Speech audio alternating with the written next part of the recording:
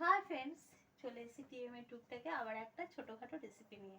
ফুলকপি এখন শীতে সব থেকে স্পেশাল জিনিস, তো ফুলকপির পকোড়া করছি।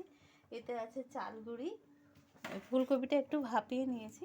এতে আছে চালের গুঁড়ি, হলুদ গুঁড়ো, কাঁচা লঙ্কা আর জিরা। এই দেখো, দিয়ে একটা জল দিয়ে একটা ডো করে নিয়েছি। নিয়ে সর্ষের তেলে, ইচ্ছে করলে তোমরা রিফাইন তেলেও ভাজতে পারো, তো আমি সর্ষের তেলও ভাজছি।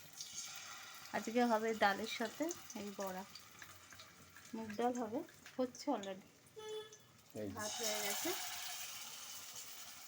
এই বড়া তোমরা সন্ধেবেলা স্ন্যাক্সের মতো খেতে পারো, চায়ের সাথে, চা বা কফির সাথে ভালো লাগে।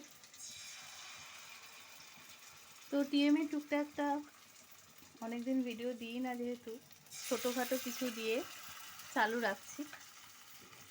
তোমরা জানো যে ওই চ্যানেলে দেখেছো, শারীরিক প্রবলেমের জন্য অনেক দিন ধরে অনেক কিছু করতে পারছি না, তো যতটা পারছি চেষ্টা করছি।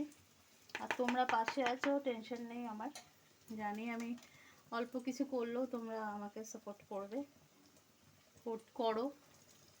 তো সেইভাবেই মানে ইচ্ছা আছে যে চ্যানেলটা এইভাবে চালু রাখার। এই পকোড়া কে কে খেতে ভালোবাসো আমাকে জানিও। এই দেখো, এখানে এক পাটি মতো হয়ে গেছে। ওরা বন্ধুদের দাও। আর এই চাল গুঁড়ি দিয়ে করার ফলে কি হয়, এটা অনেকক্ষণ মুড়মুড়ে থাকে। আর শুধু যদি বেসন দিয়ে করো, গরমের সময় ভালো লাগবে, যে একটু ঠান্ডা হয়ে যাবে মুড়মুড়ে ভাবটা কমে যাবে। কিন্তু চাল গুঁড়ো তুমি যত পরেই খাও, এই কড়কড়ে যে ভাবটা থাকবে।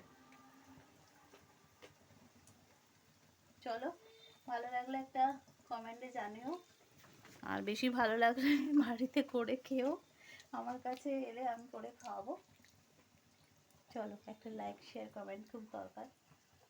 চলো, টাটা।